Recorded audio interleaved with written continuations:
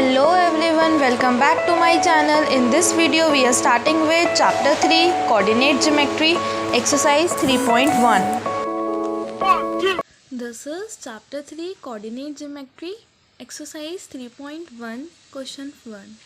Write the answer of each of the following questions. तो यहाँ पे हमें given questions के आंसर लिखने हैं. First, what is the name of horizontal and vertical line drawn to determine position of any point in the Cartesian plane. तो Cartesian plane पे हमें हॉरिजॉन्टल और वर्टिकल लाइन को हम क्या बोलते हैं बस वही बताना है. सो कार्टेशियन प्लेन बेसिकली वही जो हमने फर्स्ट इंट्रोडक्शन में हमने पढ़ा था, तो उसकी लिंक डिस्क्रिप्शन में गिवन है, आप वहाँ से भी देख सकते हैं. सो देखिए ये है हमारा कुछ इस तरीके का होता है कार्टेशियन प्लेन. ये एक्स एक्सिस होती है, ये वाई एक्स की इमेज और ये वाई की इमेज कुछ इस तरीके का होता है. तो इन्होंने हमसे पूछा है कि हॉरिजॉन्टल लाइन कौन सी होती है. So this is the horizontal line and this is X axis and the vertical line is this which is known as Y axis. So बस हमें इस क्वेश्चन में यही लिखना था.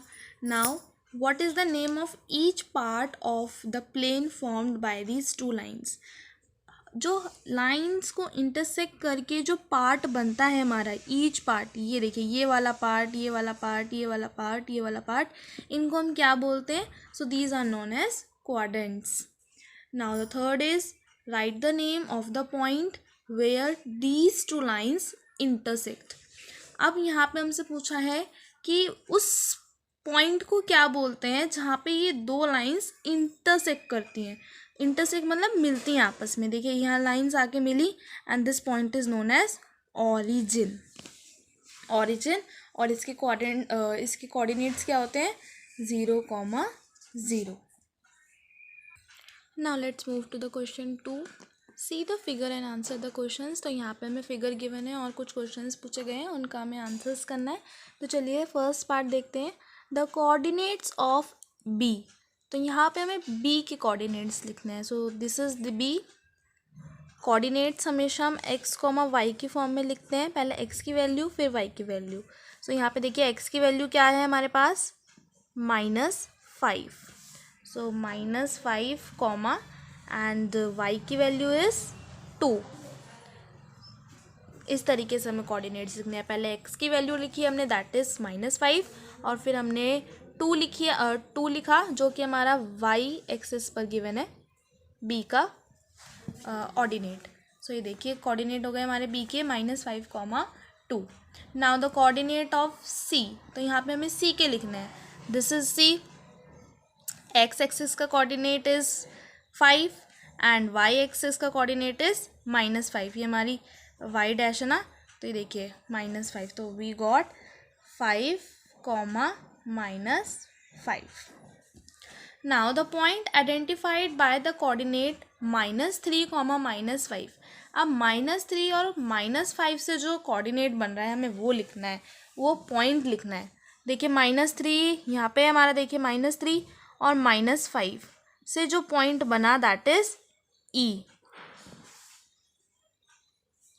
इसका answer is E. Now the point identified by the coordinate 2, -4. अब 2, -4, 2 देखिए ये रहा and -4 is this. So the point is G.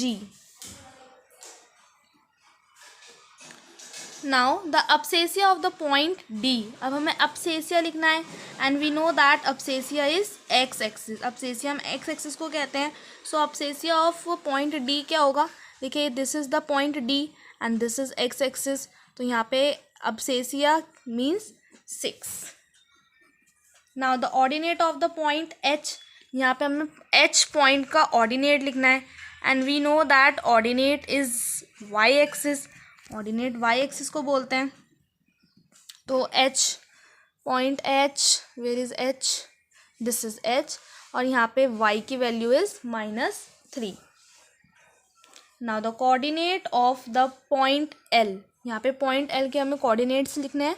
तो पॉइंट L इज दिस और ये हमारे पास किसी क्वाड्रेंट में नहीं लाई कर रहा, ये एक्सिस पे लाई कर रहा है, वो भी कौन सी y एक्सिस. तो ये इसके कोऑर्डिनेट क्या हो जाएंगे 0,5.